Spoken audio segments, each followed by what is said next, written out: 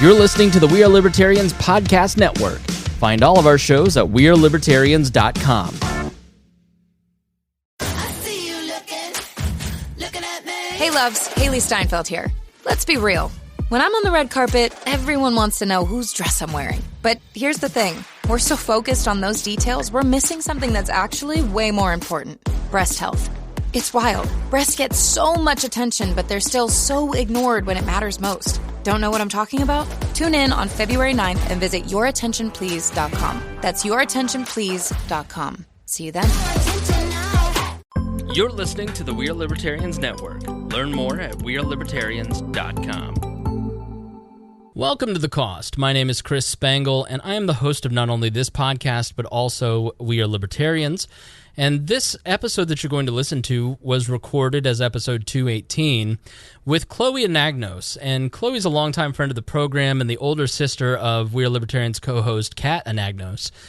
And Chloe wanted to come on and talk about her reaction to the last episode we did with Addie on CBD oil. A little bit of an update on that. The law was actually passed that we discussed with Jess and John Hooker, and they're refusing to implement the law here in Indiana because pot. That's why. And Chloe and I get into a discussion about how the government makes it difficult to improve yourself. And when you struggle with various medical issues or mental health issues, as she and I both do, we're not crazy people. We just struggle with anxiety and depression, and we get treated for that. And there's a lot of roadblocks that go into that. And we wanted to kind of dive into that. This is different in that this isn't one of the... I'll be honest. Some of the episodes that we do on The Cost are very traumatic, tough listens. This isn't that. This is a little bit more of a conversation about when you're improving yourself, how the government stands in the way, and how it makes it harder in a lot of different cases. So I hope you enjoy this episode. Please listen to the entire series of The Cost, share it with your friends, and so people can get a perspective of the human toll that government policy has. Without further ado, here is my conversation with Chloe Anagnos. So we want to talk today a little bit about healthcare, but from a more personal angle. You and I both deal with similar health issues, but you a little bit more, and I'll let you get into that in a second. But yeah, we have a series called The Cost, where we talk about the human aspect of government policy and how government policy actually affects real human beings. And if you go and download that podcast series, it's episodes 91, 17, 144. These are episodes that we've done on We Are Libertarians like we're doing here, but they're a little more based around what it means to be at the receiving end of government policy. Because I don't know about you, but having been around politicians for about 15 years now, working intimately with them, having conversations with them, covering them, training them at every level of the political world, locally, not nationally, but I find most politicians really are doing what they want to do because it's half I want to help, half I want to be important. Mm-hmm. I always say that politics is the revenge of the kid that didn't get picked for soccer in third grade. I'm going to be popular somewhere, damn it. I might as well be popular in politics. But I do think that most people do get into politics with a genuine desire to help make people's lives better. I don't think that people go into it in the way that I think even Donald Trump, even though he's a malignant narcissist, somebody who is very wrapped up in what he wants, I think even he, on some level, wants to help people and thinks that he can make it better. He just thinks he's the only one. At We Are Libertarians, we don't throw all politicians out and say they're all bad, they're all corrupt, they're all just out for money, they're all this. We think that most people, they want to help. But the problem is that government sets up incentives that are perverse and that don't help people, and it incentivizes the bureaucracy to do what benefits them. And so government policy, usually as a result, ends up hurting a lot of people. And if you go and listen to the Cost episodes, you hear episode 144, 100 people interact with this woman who's a victim of domestic violence at every level. None of them help. Nothing gets solved. The case continues to this day. It is still not going in her favor. You have episode 160 and 163 where you have two people who go to prison and come out and try to make the world a better place. Richard's doing amazing work in the local community despite having a criminal record and all that is stacked against you. And Addie's story, which you listened to, that you were inspired by, which is kind of what spurred you to want to come and talk about some of this. Indiana actually passed the law that we discussed in that episode in Addie's story of the cost, where it's a young girl who suffers with a lot of seizures, and CBD oil has been helping her kind of deal with some of those. And a law was introduced in Indiana and eventually signed by the governor that allowed CBD oil to be used legally here in Indiana and sold on store shelves, I believe. But typical government fashion, it's not been enacted. They're halting and delaying the actual implementation of the law, and the people that suffer are people like Addie. They aren't the politicians' children, because lo and behold, they get that right through. So sometimes the unforeseen costs. Now, a lot of these episodes are emotionally traumatic. What we're going to talk about today is not as emotionally traumatic. No. not even close. No. But this is just sort of, this is more, let's put this on like the annoyance level as opposed to like devastatingly sad. So some of those episodes get pretty tough emotionally, but I do that because I want people to understand the emotional cost, because libertarians are so often focused only on the numbers and cents and not the actual human element. And so what do you want to kind of talk about today? Why don't you set up, what was your reaction to Addie's story first? Yeah, well, first of all, and I kind of mentioned this before we started, but I originally began my journey in the Miss America organization wanting to bring awareness to arthritis, talking about how it impacts people physically, mentally, emotionally, economically. If anybody doesn't know, explain what arthritis is. So arthritis is categorized by the 120 different diseases that can affect your mobility. So a lot of people are familiar with like rheumatoid arthritis. I think that's one of the most common. In Indiana, there are more than 600,000 children that are affected by juvenile arthritis. Really? Yes, more than 500,000. Arthritis is the #1 cause of disability in the United States. It does not affect age, race, nationality. Anyone can get it.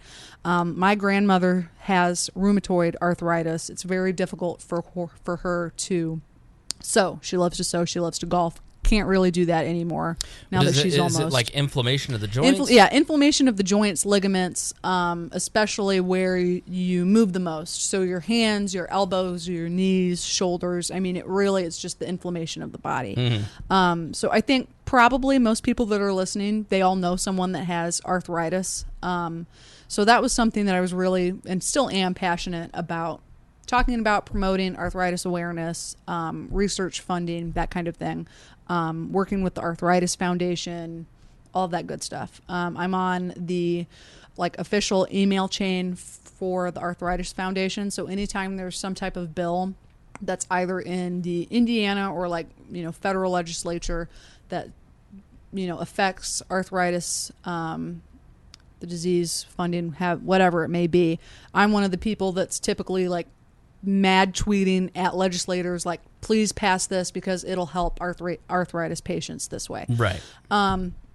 So I myself don't have arthritis. I really think that I'm starting to develop carpal tunnel from just being on the computer all day, which carpal tunnel is a form of arthritis, which I'm sure a lot of, that's pretty common. I can imagine that us millennials 20 years from now, that's going to be something that we really talk a lot about. Oh, it's going to be huge. But as I've kind of gotten older and as my health has changed, I've really noticed how, we talk a lot in the media about invisible diseases. Arthritis is an invisible disease. So is anything that has to do with your mental health. That's an invisible disease. Something that's not obvious. If you have arthritis most of the time, and maybe you're not in a wheelchair or you're using crutches or anything like that, that's visible, right? You obviously can tell, okay, something's wrong. My grandfather lost his right leg in the late 80s to a staph infection, and that's very visible. It's a chronic condition. I mean, it's not a condition. It's I guess an injury, but it's something that he's had to struggle with his entire life, and it's very obvious, and people make a big deal out of it. But my other grandfather, who passed away 20 years ago now, was in World War II and struggled with, although nobody knew it at the time, not even in 97 when he died, he struggled with PTSD. I mean, I've seen some of the photos of what happened at Okinawa and what he saw, and struggled with crippling depression and PTSD his entire life. And, so one grandfather in our family was, fawned over, rightly so, while the other grandfather just kind of suffered in silence and didn't want to talk about it. Right. And as I've kind of gotten older, I've realized, and I've talked about this, how typically if you have an invisible disease, you suffer in silence. Sure. And it's debilitating, depressing, horrible. Well, people don't generally want to talk about illnesses anyways. No, of course not. But if it's depression or something along those lines, people don't know how to handle it. Because it's stereotyped. Right. So mental health, really I think, is something that we as a society do a pretty poor job of discussing and trying to treat. Right, absolutely. And I think one of the big things in listening to Addie's story was me just kind of realizing, arthritis, I don't want to say, advocating for arthritis is, the only thing that I want to be an advocate for now. I think one of my big things that I'm kind of working my way towards is being an advocate for someone that has an invisible disease. And this whole CBD oil thing that's going on in Indiana has really just kind of lit a fire in me. And it just makes me wonder if people in our legislature realize that, okay, by not enacting a CBD oil law and kind of holding it just on the back burner, you're impacting a lot of people that could potentially be helped with that oil. Well, and one of the reasons that we do these kind of episodes is that you can send Addie's story to a legislator. Right. And they can hear the impact. And this is a tight hour of exactly what this family goes through. And Woody has used Rachel's story about his daughter dying in the prison to actually help get Corizon kicked out of the state of Indiana. Because he's been able to take that 2-hour podcast that Greg and I did with him, and he's been able to educate legislators on the actual impact of what Corizon having a contract as a private prisoner, private prison vendor, what impact they have on society. And he was able to use our episode to help force Corizon out of the state of Indiana. And one of the tenets is that, numbers and cents are important, but at the same time, you guys, emotions really do matter, because let me exemplify this. What caused you to choose arthritis as a cause during your Miss America days? A lot of it was my grandmother. And seeing how, I don't want to use the word suffer, because she has an amazing quality of life, an amazing attitude, but seeing her not be able to golf as much, her, sitting in my pageants or orchestra competitions, cello, woo, but having a really hard time sitting and being in pain and having to take Vicodin every day because of the inflammation. My boyfriend's mother has arthritis. I have a lot of sorority sisters that have arthritis and struggle. And so that was really the one thing that kind of pushed me towards it. It's actually also my sorority's national philanthropy is the Arthritis Foundation and raising funds. So when I got to college and was going through sorority recruitment, I had that connection. I know so many people with arthritis. Yes, I want to, be on the dodgeball committee to help raise money for arthritis. And my sorority, I think my senior year, we raised about $15,000 for the Arthritis Foundation. Which was great, absolutely amazing, and really helped a lot of people that way. And I will say one of my older sorority sisters, I did not go to college with her, but she has dystonia. And dystonia is in the same category as arthritis, but it's a muscular degenerative disease. So Diane Reams from NPR, she has it in her voice. That's why she has. She talks. Like Yeah, she talks like that because her vocal cords are like becoming stone, essentially. Yes, exactly. Okay. So that's what happens. So my sorority sister, I follow her on Facebook. She would always come to our events. I'm just seeing her trying to hold a piece of paper and shaking because her muscles won't let her move the paper up closer to her face so that she can see it. It's heartbreaking. Yeah. You're not in control of your own body. So the empathetic part of you that sees another human being going through pain makes you want to help them. Absolutely. But I mean, I'm not a nurse. There's not really much that I can do. I am blessed with the ability to write and to reason and to speak, and I think that... Well, let's not go too far. Well, we won't go too far. On the speaking thing. On the speaking thing. I'm able to speak. I'm able to speak. It's not that bad. I'm just teasing. Okay, thanks. But that's where I think where I can help the most. Yeah. And I dabble in politics, so I think that's something that I can do to help in some way. Yeah. And I think that is the driving force for most politicians, is that they hear these stories and they, we have a situation where I would ask you all to go to the We Are Libertarians Facebook page, go to wearelibertarians.com, and you can find my personal Facebook page or Greg's personal Facebook page. Feel free to follow us there. But we have a friend, Larry Ralph and Michaela Smith. They were cleared. She was pregnant, and they were cleared to go to Mexico. And they went to Cancun on a vacation that they had planned long ago before they recognized it. And so she went into extremely premature labor, had an emergency C-section. They had the baby in Cancun, Mexico. They both survived. The baby is the little boy, Beckham. He's 2 pounds.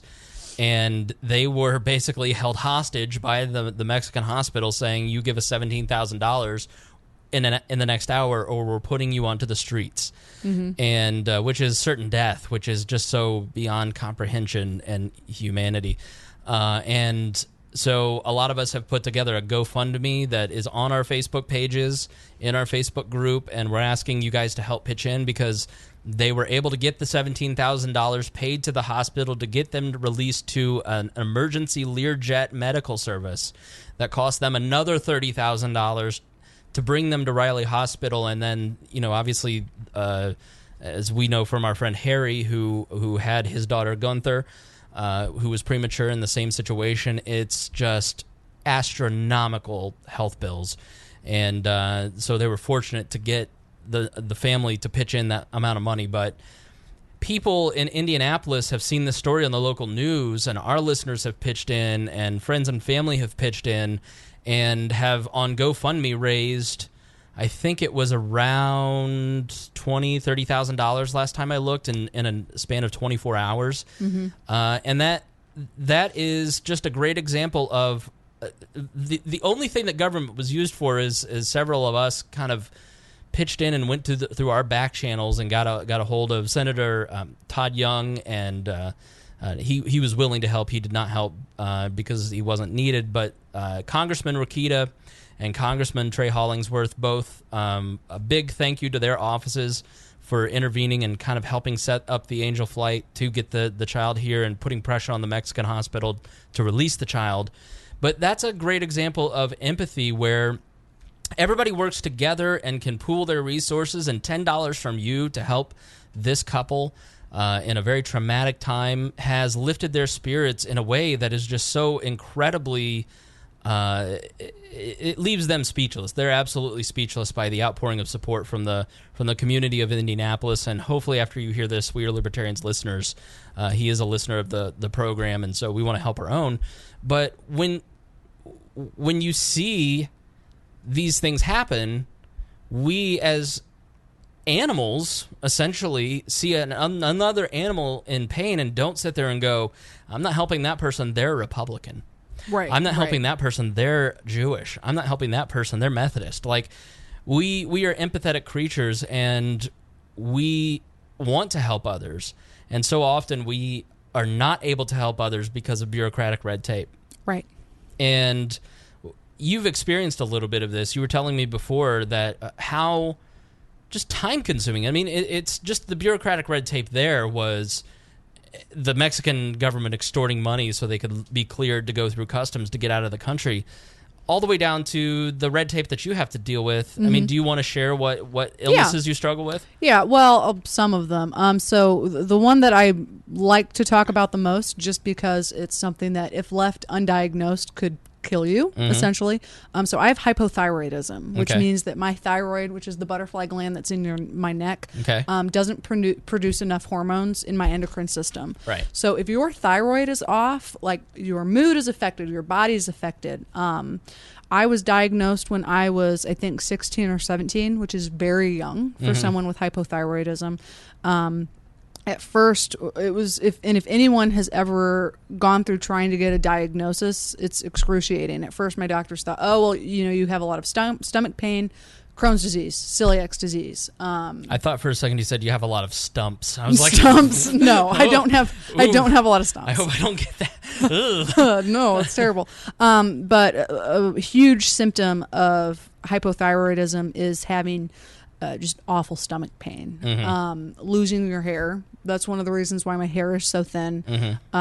Being cold all the time. That's why you'll see me even in the summer wearing. I'm wearing a knee-length dress because even I'm in your apartment. It's 100 degrees out, but I'm cold. Yeah, well, it's 65. It's 65 in here, but whatever. But it's something that if you don't take thyroid hormone, you really could do damage to your body. So anytime and it's very prevalent in women. It's hereditary. A lot of women in my family have it. I have a lot of friends that as they have gotten older talk about how, oh my gosh, I'm in pain all the time. I'm really tired. I'm lethargic. I'm not really sure what's going on. Maybe it's my period. Maybe it's this. And it's me saying, you need to get your thyroid checked because that controls so much of the emotional, the physical, the mental, everything that goes on in your body.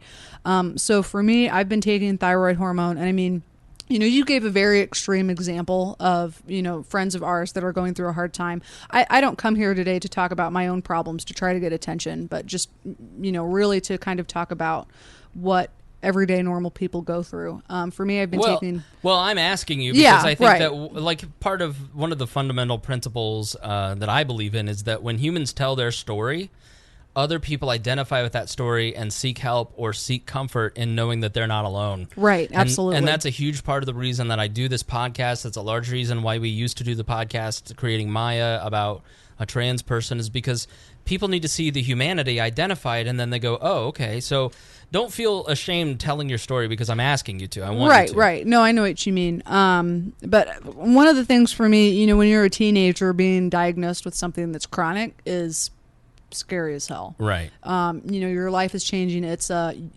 miss your medicine in the morning and you're going to be sick for the rest of the day kind of thing. So I remember just having, I don't know if it was anxiety, depression, it probably was all of it rolled into one, being different, being that person that if I don't eat right now, I'm going to just get sick. If I don't go to the bathroom right now, like, please let me go to the bathroom. I'm having an issue. Which we have learned here. Yes. But I distinctly remember sitting, I think I had been gone. I had missed a French quiz, something like that. So you know how if you miss a quiz, just go sit out in the hallway, take it, and come back in.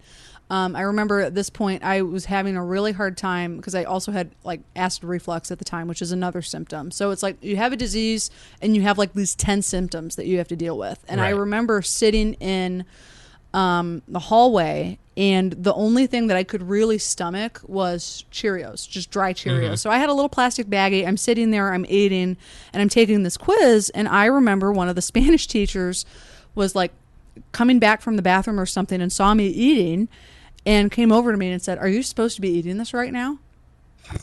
And because, you're not, in my high school, you're not supposed to have outside drink or food in class. And I looked at him and I said, my blood sugar's kind of low. I know it's not candy or anything, but I need to eat. And he was like, well, you need to eat and then you just need to put it away. And I just remember sitting there and thinking, I'm 16, 17 at the time. And I just remember sitting there almost crying, this is the only thing I can stomach the majority of the day. And I was fortunate. I would take my own lunch, and I couldn't really eat anything that was fried or that was really greasy, just because I couldn't stomach it. Right. And that was one of the things that tipped my doctors off. They were like, "Well, maybe you have Crohn's disease. We're not sure what's going on." And I want to say this was before I got my diagnosis, but it was like, would you rather, as a teacher, as an educator, have me, government employee even, have me sit here and be starving and not learning anything, or would you rather have me nourished and have me taking this quiz and getting an A? And that was like one of my very first memories of, you jerk, how dare you say that to something? You don't know what someone's going through. Absolutely. Well, and that's a very human impulse, and that's a big problem with government, is that the rules and the laws, the ridiculous laws that we have created, must be followed and obeyed. Right. And by building a system like we have built with our healthcare system, it's like when you hear about the Canadian or the British healthcare system with single payer. I'm sorry, these are the laws, these are the rules. We don't care if your grandmother is drinking the water out of the plants because she's so dehydrated. We just don't have the resources to help them. The law and the rules must be followed, and humanity and empathy come second. And so right. the bigger we grow government, and especially in the healthcare sector where it's so incredibly important to have empathy, it just hurts people more and more and more, and leads us to make worse choices. I mean, so the condition that you have now, I mean, how does it impact you today? I will say I'm very proud of myself. I have TH, or thyroid hormone, levels that are really low. Mm-hmm. So when you, like, let's say you are feeling really lethargic, like anyone that's listening, if you feel like something's really off, please just go and ask and get your thyroid tested. Or your T. Or that too. I mean, it could you, be your you low really T. know. Maybe never you just know. have low T, Chloe. I probably did have low T. I bet that's really what Honestly, it was. your biceps look a little small. I'm just saying. I mean, I don't know. I've been working out. Not bad, actually. It's not too bad. Yeah. I mean, I got some guns. Bigger than your sister's. Right. But anyway, when you go in and get your blood work done, ultimately you want your thyroid levels to be like as close to 0 as possible. If it's like above 5, and I'm not a nurse, I'm not, science is like way over my head, but if you're above a 5, like, OMG, that's horrible. Like, you need to get that checked out. Last time I went and checked, my levels were at like a 0.6, and they were really good. So, that's really great, but unfortunately, something that has been a symptom of thyroid disease is anxiety. Mm-hmm. And that is, I think anyone at any point in their life goes through anxiety. Just right. Whether there's some type of life change, anything like that. If they have a podcast. If they have cats, I don't know what happens. Cats Anagnoses. Cat Anagnoses. But something that I really noticed that I didn't have anxiety in high school. It was when I made a major life change and went to college was when it flared up. Mm-hmm. And that's unfortunately something that I struggle with today. Right. And you and I have kind of talked about it. Yeah, I've been very open. I mean, I deal with a lot of anxiety. I've dealt with a lot of depression, a lot of suicidal ideation. I would never commit suicide because, as I mentioned on a recent episode, I'm way too vain. I wouldn't want that to be the thing that people remember me for. I want them to remember me for my podcast. But, I mean, even as recently as this week, I mean, just dealing with a lot of depression. I take Lexapro for it. If I could go back 15 years, I probably wouldn't take medicine for it, but I do, and I do think that it benefits me in some way. I've taken Klonopin in the past, which so one of the things that with depression medication, you start messing with your balances. That I want to talk about the prescription process. Yeah. Because you and I have had very different, I called my doctor and I was like, I'm having panic attacks and I'm really depressed. And he's like, here's Klonopin. And then I took it and then I was just kind of going off of it. And I was looked up the symptoms because I figured maybe that's why I'm so tired. It's like detoxing from this will cause seizures. And it's just this highly addictive medicine that can permanently change your brain in the way that the same as Xanax and Klonopin, they all are kind of similar. And I'm just like, I just called this dude on the phone one day at work last year because I was really overwhelmed, and he just wrote me a prescription for something that could permanently change my brain, and we didn't even have a conversation about it. He just said, go pick it up at the pharmacy. Right. This is a controlled substance that is something that is highly addictive that people break into pharmacies for. And like he just gave it to me, and I've had refills since where it's just like, but it's one of those things that I would never ever abuse. And like, honestly, if I actually smoked pot, and I've thought a lot about this, like if I smoked pot, I think I would be much safer smoking pot or edibles or something, because I wouldn't have the negative consequences, the potential negative consequences of that. But I'm a rule follower, like we talked about. Right, me too. And so I'd rather get the Klonopin than go do the pot because, well, I don't want to do something illegal. Right. Doing things that are illegal are against my moral system. Right. But at the same, it's that weird trade-off. And so government policy has, in my own life, affected my decision making to have me a year ago pursue a treatment that was far more dangerous than something that is currently a Schedule 1 drug. And that comes from the ground. That comes from, like, Schedule 1 is heroin and cocaine and pot. Like, does anybody think that pot is a Schedule 1? It's so ridiculous. Methamphetamine is a Schedule 1 drug. And so I pursued a more risky, more dangerous, more life-altering treatment just by trusting my doctor, which is silly. I should have, obviously personal responsibility, look what you're putting in your body, instead of going after pot, which is very mystifying to me as I look back now, but you don't always make rational choices when you're depressed and dealing with some of that stuff. Well, and you almost will do anything to get better because it took a lot of energy and just general like morale building upness, I guess, to get yourself up off the couch and to go to your doctor and to say, hey, something's wrong. It's tough to admit that you're struggling. It really is. And honestly, I was kind of nervous about coming on the podcast today and saying, hey, I struggle with anxiety and depression, but now I'm like, hey, let's just talk about it, because I hope that ultimately someone will go to the doctor because of this, and someone will try to make a change. So in what way? I struggled for a really long time with just being anxious, having anxious thoughts, having depression, that kind of thing. And it wasn't really until I kind of said, I'm not going to feel this way anymore. I'm tired of it. And it wasn't until I called my doctor, I think this was, I want to say maybe around this time last year. And I said, hey, I don't want to deal with this anymore. So, you're fix fine. my mic. I said, I don't want to deal with this anymore. Something needs to be done. Enough is enough. What can we do about it? Right. And I have my doctor's great. I think it's really important to find a doctor. Dr. Nick. Who? Dr. Nick, from Dr. The Nick? Simpsons. Hey, everybody. Oh, no. I have Dr. Megan, and she's amazing. But it's wanting to take those right steps and, maybe asking for some support, or having someone take you to the doctor, or having someone refer a doctor to you. I actually have a really close friend of mine who struggles more so than I do with anxiety and depression. And I gave her a referral, and I'm actually really, really glad and really happy for her. She's doing a lot better.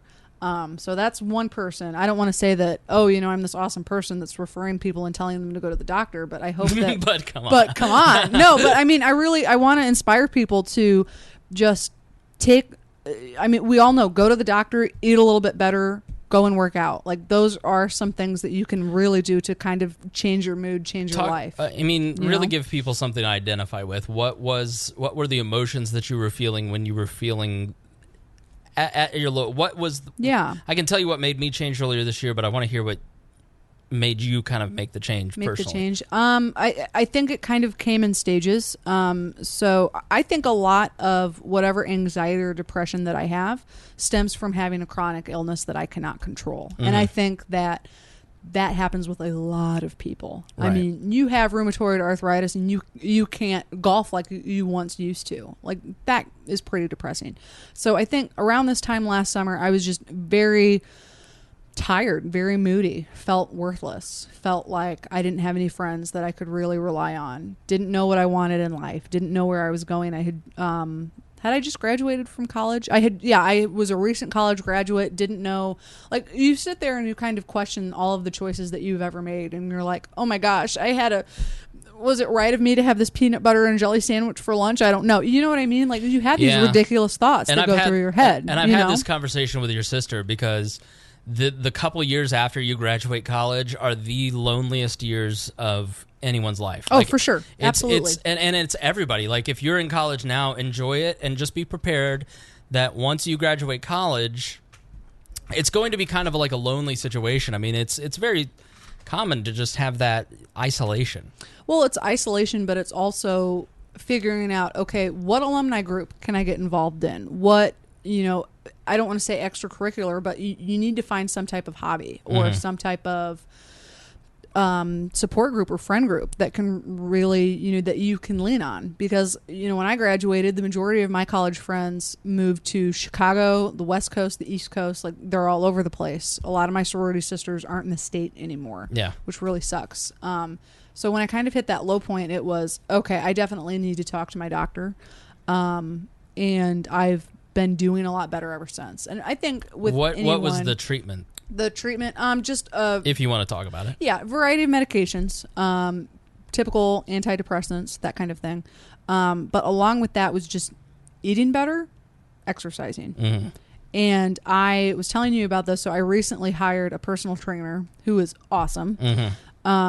Because I don't want to say I kind of hit another low point, but I realized, okay, in the last year I've gained about 15, 20 pounds, more than I wanted to. What? Yeah, your boyfriend's outside. Yeah. Yeah, but in all the right places, Chloe. Oh, stop. But I mean, that's something else. When you have thyroid disease, it's really easy to gain weight. And with depression and anxiety, it's easy to gain weight. And it's easy to just sit on the couch and binge watch Netflix and be like, I don't really want to go to the gym today. You know what I mean? So I kind of had another breaking point where I was like, okay, I'm feeling better. Like, mentally, I'm feeling better. But physically, I know I need to get back into the gym. I need to be active. Right. And I've been going, my trainer and I meet 5 days a week, and I've been seeing him for 2 weeks, and it's made a significant difference. Yeah. And I'm not saying that everyone needs to start eating clean or everyone should hire a personal trainer, but if you can just walk 5-10 minutes a day, that's going to do a lot more good for you than just sitting around. Well, I think so I have these vacations. I have one in July and 2 weeks in the Christmas time, in December. And so I never go anywhere because I spend way too much money on this podcast, to be honest. And so it doesn't allow me to travel, really. I've spent, if you're watching on YouTube, you are seeing all the incredible costs that have gone into this to kind of build a new business. And but I spend that week just kind of relaxing and staying home and doing nothing. And in December, I got to a point where I between Christmas and New Year's did not leave the house. I only ordered in pizza every single day. I had hit almost 300 pounds again. I just was an absolute slug. My body hurt. Like, I went to the doctor in December because I was having this horrible pain in my leg, and he goes, "It's because you're fat and you're not moving." Right. Like, he was like, "You aren't using your muscles. You need to use your muscles, actually exercise, and that pain will go away." And he was exactly right. And so I just kind of made a decision that, like, every day in 2017, I'm going to go to bed, wake up and go to bed, having given everything that I can emotionally, physically, and mentally and spiritually in 2017, and go to bed empty. Not exhausted, but just kind of empty. Like, I've done everything I can to improve one thing about myself that day. And, I'm down 10% of my body fat. I feel a lot better. I still am struggling with depression, but I think that's because I'm eating more carbs, and I'm not going to get into the keto lifestyle because I don't want an email from Bittner. But high fat, low carbs works better for me. And and I think as I've gone to improve my nutrition, I have been surprised at how two things. I think the marketplace has greatly improved in organic selections. And Greg loves to tease me about organic food. But I think the marketplace is definitely shifting towards buying healthier foods, less pesticides, more organic products.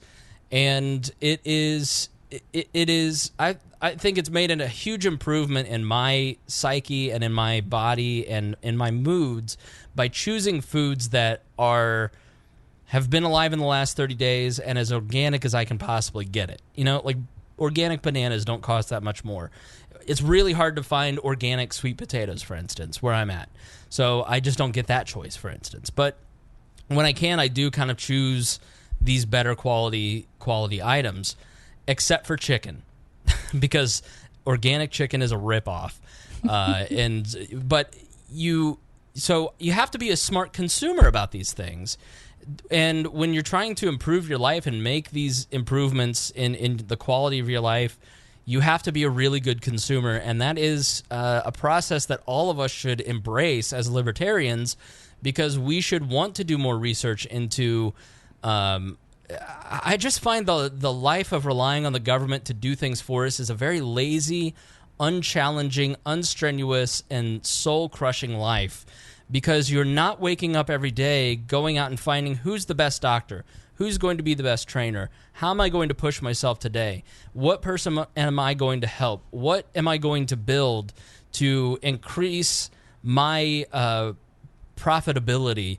And I think that a lot of the depression that a lot of people feel is that they kind of have let themselves get caught in the trap of just, well, I'm just going to go to whatever doctor my government insurance assigns to me. I'm going to eat whatever the FDA says is good for me. Right. I'm going to take whatever pill the entirely corrupt system of medicine says is best for me, as opposed to kind of grabbing life by the nuts and really trying to improve your situation. And I think that's kind of what you're getting at, is that, listen, to improve yourself, you have to be more libertarian in that you have to live out these values of embracing the free market, embracing individualism, and improving your state, and not just taking everybody's word for everything and kind of going out and trying to do some homework and figure some things out. Absolutely. And I am a lot more happy than I have been, I think, since I graduated from college. I feel better about myself in general.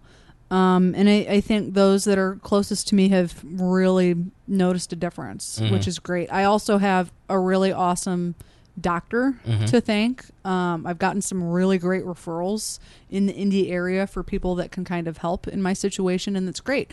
However, that's not the same for everyone. Right. There are a lot of people out there that might not necessarily have the resources or time that I do to try to help me. So that's why I am here. That's why I've kind of made it my mission, I guess, in the last couple months, couple years, to really be an advocate for those who can't necessarily help themselves because the government won't let them. In what way? In what way? I mean, in making decisions for themselves regarding their health care. And I mean, we can talk about, I don't want to talk about Obamacare necessarily, but I kind of brought up the example of some of the restrictions on medication that there are, for example. So I think on some of my notes here, I have that. And I'll put the show notes that you prepared in the actual, the show notes are at wearelibertarians.com, not necessarily on your podcatcher. Right. Because it'll be huge, but go check out wearelibertarians.com. The show notes will be there. So I talk about, in an article that I wrote for the Advocates recently, I said that in the United States, Schedule 3 and Schedule 4 drugs like Xanax, Subzidone, etc., are treated almost the same way that Schedule 1 drugs are treated. Like methamphetamine. Methamphetamine, yeah. I mean, obviously they're not on the same level, but as far as getting them, it's difficult. So for me, if I want to go pick up my Xanax, I think on my pill bottle, actually, hold on, let me look at it. Yeah, like I tried to buy, I'm a bulk shopper, so like I have 17 years worth of toilet paper. Jeez, how old are you, Granny? I got that for my birthday. Pedro got it for me. Oh, that may be, so funny. Honestly, you're dating a Republican, and that might be the cause of some of your angst. Who knows?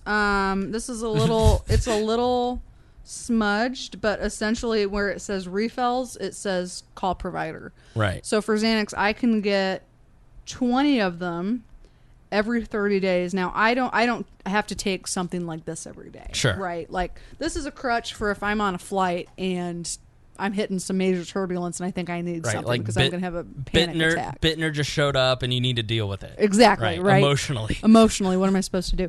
But I mean, you look at any type of Schedule 3 or 4 drug like this, and there's some type of restriction on it. So, for example, I'm going on vacation on Sunday. Technically, I would like to refill my prescription. I haven't refilled it since the last time I went on a plane, but I have to go see my doctor in order to do it because they need to make sure that I'm not selling my drugs out on the street. Right. Which I'm definitely not because I need them, you know, obviously. And it's the same with people that take opioid pain medicine. Sure. I have an example. Actually, one of Bittner's relatives, he and I had a conversation about this. She had some type of major surgery, cancer, something like that. And she had her prescription in her car and just picked it up, went to the grocery store, went someplace else to get something. She comes back, her car is broken into because someone wanted those opioid drugs. Right. She calls her doctor and is like, hey, someone stole my prescription. What am I supposed to do? And they're like, well, sorry, we can't give you anything because you lost your prescription. Oh, well. Come on, you know. Right. What are you supposed to do? You just had surgery and you can't have your Vicodin or whatever? That's ridiculous. But here's the problem is that if you talk to any nurse, 50 to 60% of the patients that come into the emergency room are just fishing for opioid drugs. Oh, of course. The opioid epidemic and the heroin epidemic are of astronomical proportions, and it's partially due to the government. I mean, first of all, let's dip our toe into the war on drugs on the opioid stuff because it does like I was saying, I'm a bulk shopper, and I developed seasonal allergies last year, and so this year I've been taking Claritin with pseudoephedrine occasionally just because it really works for me well. And and so I tried to buy 2 boxes of the Claritin, and they're like, no, you'll have to come back in 2 weeks and get this other box. It's like, okay, right. Because of the meth laws, they don't want people going and buying it. It's just a silly inconvenience that rational adult people should not have to go through in a free society because all they did is they went from meth, the drug trade here in Indiana just stopped going after meth and started doing heroin and opioids, and now they're just robbing the drugstores for opioids and pseudoephedrine. So instead of them, buying 17 boxes, they just put a gun in some poor clerk's face, rob it, and then jump out the drive-through window. So in effect, the person that is being denied medicine is me, the responsible person that is not going to make meth in my bathroom. Although Mitten's behavior lately has been odd. But it is going to be the person who, well, if I can't just buy the 17 boxes, I'll just kill somebody, rob the place, and then take the 17 boxes. Right. It just escalates the violence because as you increase government violence in the world of the drug trade, you escalate their behavior, and then it just becomes a bigger and bigger problem. And it's inconveniencing the people who are the good actors and incentivizing poorer behavior. So somebody like you who is a good actor, who is going to take the medicine responsibly, who is going to have to take time off of work, decreasing the productivity of the good actor because of the incentivization of the bad actor. Right. Because of these silly laws, how much productive time in our workforce do you think we lose going to the doctor for, like he wants me to go see him every month or every other month to get a prescription to Lexapro filled? I'm just not going to do that. I'm not going to take a half a day off of work to go out to Brownsburg, which is an hour away, to go get that prescription filled. Right. So I can give him $190 of my insurance company's money and $25 of my own because of silly rules. I make mine last as long as I can. So it's, again, a silly inconvenience, but I'll just break mine in half. Right. Because I really only take them when I fly just because I hate being around that many people. Like in like a sardine can, it's terrible. Or I'll try to, stack my doctor's appointments together where I can say, hey, I'm going to kill 5 birds with one stone here. But it sucks to say, like, I'm doing so well right now that I don't necessarily need to see my doctor all the time, that it's like, I really don't want to drive. I live downtown. I don't want to drive all the way to Carmel to see my nurse practitioner for 30 minutes. 30 minutes and north out of your way, yeah. And waste time. Right. It's ridiculous. And we kind of talked about this before the show, but I know so many people who, if you are in severe pain, like living with debilitating pain, a lot of times some of the best pain specialists aren't necessarily in your hometown, in your region, or in your state. So, I mean, look at those people who, for example, I know my grandmother lives up in northern Indiana, so like right in between, like right on the border between Michigan and Indiana. One of her specialists is in Fort Wayne. That's almost a 3-hour drive. So, I mean, you have these regulations that tell you, oh, well, you have to come in every 30 days. I mean, that's a lot of time, that's a lot of money, and that's a lot of inconvenience, ultimately. Which I'm sure will just improve once Trump Care gets enacted. It's a well thought out. One of the reasons that our friend that had the baby in Cancun, she's on Hoosier Helper Insurance because they're self-employed, and it was impossible for her to get covered under insurance. So she used the Hoosier Helper Insurance, which is kind of the Medicare exchange for Indiana. Is that right? It's like the Hoosier Helper's like the Medicare exchange for Indiana. Healthy Indiana plan. That's what it is. Thank you. Pedro's here fact-checking in real time. And so they were trying to get to a hospital in Florida to have emergency care on the premature baby and her out of Cancun, and they couldn't get to any hospital in Florida because no one would take their insurance because it was a Hoosier Help. It was the HIP plan. And so they had to have extra expense to fly here. Imagine if we could sell across state lines. Imagine if we had insurance that was more free market. Mittens is going to need a doctor if she doesn't get out of here. Come on, get out of here. Watch out. She'll knock your water over. Hold on to it. She's very naughty. Well, I mean, the world would we'd be a lot better off, ultimately, if we were able to do that with our insurance. Yeah.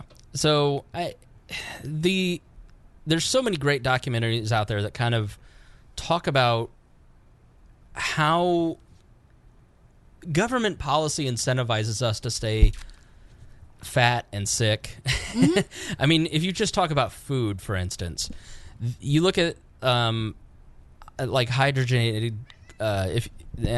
Sorry, my cat is just being a real piece of shit right now. I love you, Mittens, but we're trying to do a show. And see, here's the deal. I'm not home a lot through the week, and so on Thursdays, I'm sitting in one place, and so that's when she comes to love on me right in the middle of the show. So if you watch the videos on YouTube, there's a 100% chance as you watch the show on your Roku that you will see my cat's asshole. But she means it only in friendship.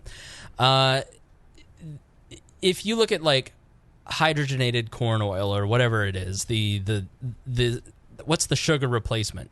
That they turn corn. You know what I'm talking about? Yeah, no added high fructose corn syrup. High fructose corn syrup. Yeah. The government incentivizes because basically you take something like milk. Milk is not necessarily good for you. I mean, it's why like I'm lactose intolerant. I know you have stomach sensitivities. Let's say sensitivities. She flees events half the time because I've had that during the podcast when Hannah Drozic so eloquently pointed out, "Did you shit your pants?" Yes, I did because I'd had milk earlier that day. Like milk isn't good for you, but because the Milk Growers Association or the dairy associations across the country have bought off politicians to make sure that milk, eggs, beef, wheat, all these gluten products, corn, they become the staples of the American diet instead of things like vegetables, which, let's be honest, have you ever seen a Brussels sprouts association? There isn't a cucumber association. Nobody stands up for the poor vegetables except for the vegans, and nobody likes them. They're worse than the keto people. Awful. So you have a diet that's kind of upside down because government policy incentivizes these foods that are not good for you and not necessarily healthy.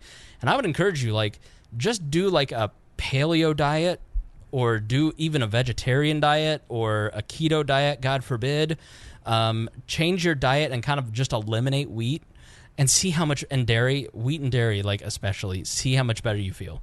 Like you'll be less foggy, you'll be less sick, and you watch a lot of these documentaries, which I think the documentaries on YouTube and on Netflix are incredibly powerful in changing American attitudes towards a lot of things. It really does benefit people because then they'll try stuff. I tried out being a vegetarian for like 3 months, and I felt a lot better, but I also hated my life. And you watch these documentaries and you kind of go, oh yeah, the government is incentivizing things that just don't make sense, that aren't really that good for us. Mm-hmm. So, for sure. Well, I wanted to maybe kind of talk about a solution as we wrap up. I think one of the biggest ones, and I know this is a long shot, ending the drug war would be great. First and foremost. That's like number one. That would be great. But I think right now, right here in Indiana, we need to get the CBD oil registry figured out. And what frustrates me, I believe last time I read, it's only for people that suffer from seizures. It's not just a free-for-all. No, it is only seizures. It's only seizures. Yeah, and I think it's childhood seizures. I think it's that limited. Yep. And the governor, who is fairly libertarian-leaning, said, we're signing this for children with epilepsy. We're not going down the slippery slope of legalizing pot. Which I respect Eric Holcomb, but I have to disagree with him on that, Governor Eric Holcomb. But another anecdote real quick. I have a good friend of mine who lives in Atlanta. Mm-hmm. Last time she was in Indiana, she and I were talking, and she asked me, she said, hey, my father is 80 years old, and he has Parkinson's to the point where he can't stop shaking. He's in a lot of pain. It's debilitating. Do you know much about the laws in Indiana or in Georgia about us getting any type of medical marijuana for him? Because him being a little bit older is worried about the legality of it and only wants to take CBD oil if it's legal. Well, unfortunately, there's not many ways in Georgia to get around it. But for here in Indiana, I have to say, okay, seizures, that's fine and dandy. That's great for them. What about people that have Parkinson's? What about people that have Crohn's disease? What about people who are car accident victims who have been struck by lightning? I mean, there's so many people that have even anxiety, depression. There are a lot of studies that have come out recently that I'll add to the show notes that talk about how using medical marijuana, using edibles, anything like that can really help and get people off of these mind-altering drugs that you and I have been talking about. Mm-hmm. I think that's something that would really put Indiana in the right step and would have the potential to really increase the quality of life for a lot of people. The people in Denver have so much money that they don't know what to do with all the money. Like they have, and they have so much cash because they can't put it into federal banks. Like that it's dangerous, but like they have so much money that they don't know what to do with all the money. Like if you're a local municipality or a local state, like why wouldn't you want that condition where you have something that is helping people that is less dangerous than pot? Like the We Are Libertarians parties, where there was one party where there was a pot party and there was one party where it was an alcohol party, where everybody was just like really drunk and it was like way too out of hand. But then the one where everybody seemed to get stoned, it was just like, cool, man. Having a good time. Like it's just so nonsensical. Like I don't understand how somebody like Jeff Sessions could sit there and say, no, the crime rates that are dropping in all these places that legalized marijuana, we need to stop that. We need crime to increase. We need people to get less help. Medical marijuana, I think, was kind of started as an end around to get people comfortable with the idea of pot, but it really has been like almost like a self-fulfilling prophecy. I mean, it has been incredibly helpful to people across the nation, and why wouldn't we want to do that? Why wouldn't we want people to alleviate the stresses of life? Well, I can give you a lot of answers to that question, but that would probably be a whole other episode. We'll do it totally different. What are some other things that people can do? I think obviously talking to your legislator, anyone that represents you in the government, sending them emails, sending them podcasts like this, sending them any studies. Again, I'll put those in the show notes. Maybe we can share them on our Facebook page, everything like that for We Are Libertarians. You'll have to get through Kat Anagnos. I don't know if you're familiar with her, but she's in charge of social media now. Perfect. I mean, reaching out that way is a really good thing to do. But other than that, I think I have to noodle a little bit more about what we can do here in Indiana. Because unfortunately, it's one of those things where I can tweet as much as I want to the General Assembly and say, hey, there are young children with seizures that need the CBD oil, but you're not letting them have it legally. You know, I can do that as much as I want, but I don't know if it's necessarily going to make the biggest difference. I think it's one-on-ones that really help. I think getting involved and talking to them one-on-one has really helped. I know that Jess Hooker, who was on our show, she did a lot of that, and I think that really helped the bill pass. And I think it comes down to the foundational principle of this series, which is tell your story, and through the power of telling your story, through that courage, people's lives will be changed because we're storytelling creatures. That's how we transmit ideas, is through storytelling. And people will feel empowered when they hear your story to tell their story. And we can start to make social change by just, opening up about these issues and saying, this isn't right. It's not right that 100 people saw Rachel Wood dying. This needs to stop. Let's get Corizon out of our systems, out of our state. And it worked. Right. You know what I mean? Like, so you've got to open up and tell people your story. And I think Chloe and I would both say that if you struggle with depression, if you struggle with suicidal thoughts, if you struggle with, your weight, if you struggle with anything, like the thing that is sitting there crushing you emotionally, spiritually, mentally, physically, you have to just stop making excuses. Don't let the government be an excuse to live in misery. You got to stand up, you got to start fighting, and you got to ask for help. And that's like the most important thing, is building a group of people that will help you. Like Greg has been incredible. When I got divorced, the only close friends that I had were Hannah Drozic and Greg. Right. And I have made an effort to build a big circle of friends who can support me and vice versa. And I'm very fortunate in that way. And do the same. You will not regret it. Final thoughts, Chloe? Well, first, I want to thank you for having me on. It's nice to kind of talk about something that's near and dear to my heart. I hope we can do it again soon when I get back from vacation, because I have a lot of other things that I want to say about this. And hopefully, we have some listeners that reach out and maybe can give me examples of different things that I can do from other states, wherever they may be. Yeah, that's about it. Big government sucks. Yeah. I mean, it just stands. It is... Spontaneous order is a concept that people should look up. It is it's why birds don't sit there and have a schematic to fly in a V. They just know how to do it, okay? If you didn't have stoplights, people would not drive through intersections. They would stop out of their own safety. Spontaneous order exists, and that's how the market operates, is that people act in best interest in what will help them and what will help the other person.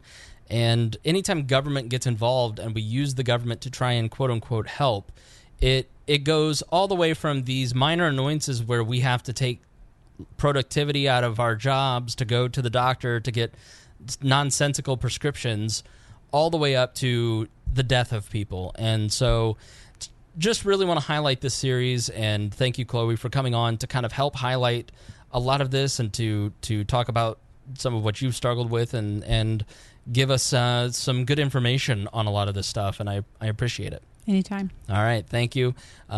Please be sure next time you see Kat to give her a noogie. Absolutely. All right, thank you so much for listening to this episode of We Are Libertarians. I'm not going to do Greg's catchphrase. Kat tried to do that, and he... I'm pretty sure I could do it pretty well if you wanted to try. All right.